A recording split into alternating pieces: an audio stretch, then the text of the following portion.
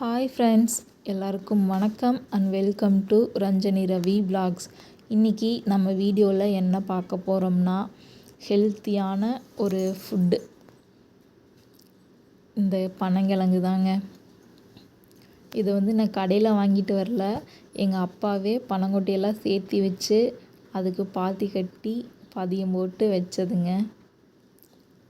இது வில்லேஜில் கிடைக்கும் போதெல்லாம் சும்மா கிடக்கும். ஆனால் இங்கே சிட்டிக்கு வந்ததுக்கப்புறம் தான் தெரியுது இதுக்கு இவ்வளோ மவுஸ் இருக்குன்ட்டு. பொதுவாக சுகர் பேஷண்ட் கிழங்கு வகைகள் சாப்பிடக்கூடாதுன்னு சொல்லுவாங்க. ஆனால் இந்த கிழங்கு ரொம்பவே அவங்களுக்கு ஹெல்ப்ஃபுல்லாக இருக்கும். சுகரை கண்ட்ரோலாக வச்சுக்கிறதுக்கு யூஸ் ஆகும். இதை இப்போல்லாம் நம்ம குக்கரில் போட்டு வேக வச்சிடுறோம் அதோட தோலெல்லாம் எடுத்துட்டு. ஆனால் எங்கள் ஊர் சைடில் வில்லேஜ்லலாம் பார்த்திங்கன்னா இது மாதிரி ஒரு பெரிய பாத்திரத்தில் தண்ணி ஊற்றி இந்த மாதிரி கிழங்க அடுக்கி வச்சு மேலே ஒரு குண்டா வச்சு மூடி வச்சுருவாங்க. ஸோ இந்த மாதிரி வேக வச்சு சாப்பிடுங்க. இந்த தோலை நம்ம உரிச்சிட்டு செஞ்சோம்னா அது ஒரு நாள் மட்டும்தான் இருக்கும். ரெண்டாவது நாள் பார்த்திங்கன்னா ஒரு மாதிரி பிசு பிசுன்னு ஆயிரும்.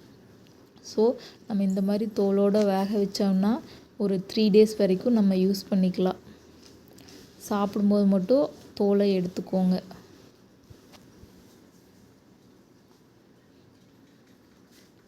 இது இந்த சீசனில் மட்டும்தாங்க கிடைக்கும். இல்லைனா அப்புறம் ஒரு வருஷம் வரைக்கும் நம்ம வெயிட் பண்ண வேண்டி இருக்கும். ஸோ அந்தந்த சீசனில் கிடைக்கிறத அப்பப்போ வாங்கி சாப்பிட்டுக்கோங்க.